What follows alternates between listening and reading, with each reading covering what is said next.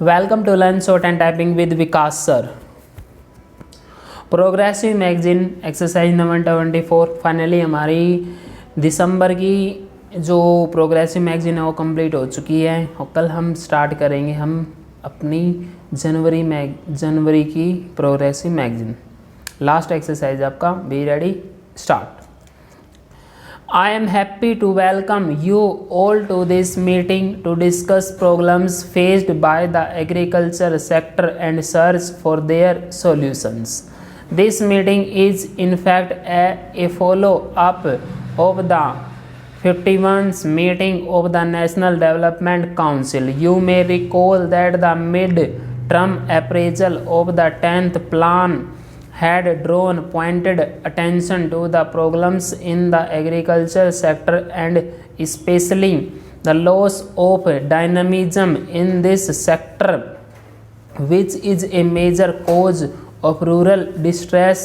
There was general agreement among chief ministers that this problem deserved urgent attention, and it was decided to constitute a subcommittee of the National Development Council under the chairmanship of Sri Sharad Pawarji to examine in depth the problems facing Indian agriculture and to suggest implementation action plans. I am glad to learn that the subcommittee has been constituted and its first meeting has been convened. I do not want to preempt to the deliberations of the subcommittee, but I felt it was appropriate for the full planning commission to discuss the issues as an input into the working of the subcommittee. Let me briefly recapitulate some of the issues. The MTA has emphasized the role of a weakening of domestic demand expressed in terms of per capita domestic consumption of major farm products such as cereals, pulses, edible oils, sugar mills, fruits and vegetables since the beginning of the 9th plan, and also a slowdown in export demand. We need to look at various ways to enhance domestic demand. The National Employment Guarantee Scheme is a major step in this direction. We must ensure that the scheme is effectively implemented for export promotion. Apart from the promotional measures for agri exports, we need to address the fundamental issue of competitiveness, which essentially depends on higher productivity, better quality and lower cost of exportable agri products, and on logistic arrangements for exports, including especially cold chains. Farmers as well as extension workers need to be educated to upgrade their skills for improving the quality of products in conformity with the sanitary and high sanitary standards laid down by any international organization or even by an importing country. On the supply side, we need to step up investment in agriculture in general and irrigation and related aspects in particular. The progress in completing ongoing irrigation projects has been very disappointing. We need concerted efforts to expedite ongoing but unfinished projects.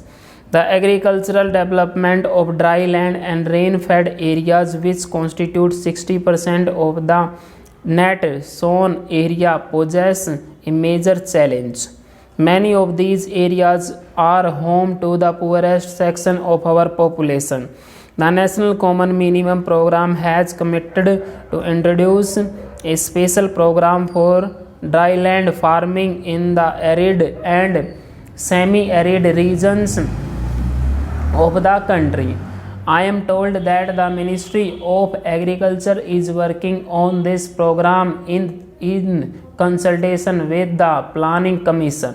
The National Employment Guarantee Scheme will cover many of the districts in these areas. This should provide immediate spur, but we have to ensure that these interventions lead to sustained growth and development. In the long run, we have to make agriculture viable, sustainable, and reliable in these areas so as to create large scale employment opportunities both in the farm and the non farm sectors. To this end, I had announced the formation of a National Rain-Fed Area Authority. The Planning Commission has been asked to present workable proposals to this end. Corrective steps are urgently needed to revive agriculture support systems like extension, seeds, and credit. We had announced a doubling of the credit flow to agriculture in the next 3 years. An action plan to ensure 30% growth rate for all agencies was fixed, and I am happy to state that this target has been exceeded. I hope that implementation of the Vadya Committee recommendations, on which a substantial consensus has already been built, would pave the way for effective and democratic functioning of the cooperatives, which will provide further boost to the credit delivery system. On other segments of the support system, I understand that the Ministry of Agriculture has taken a number of initiatives. I am sure the subcommittee of the NDC will review these and make them as effective as possible.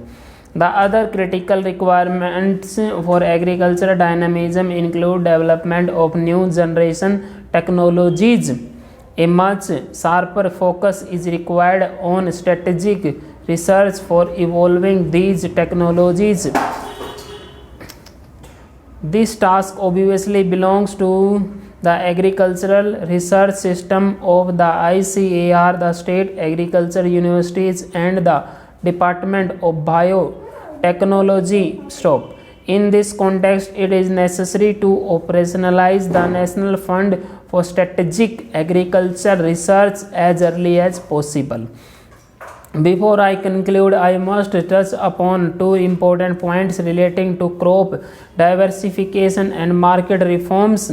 Indian agriculture in the future must move from the traditional grain-based strategy followed in the past towards diversification, emphasizing horticulture, poultry, and livestock in order to keep up with the changing consumer preferences as well as to provide higher returns to the farmers in the country now. Full stop. Student ये आपका 100 word पर minute की dictation, इसको type कीजिए, type करने के बाद इसको आप मैच कीजिए.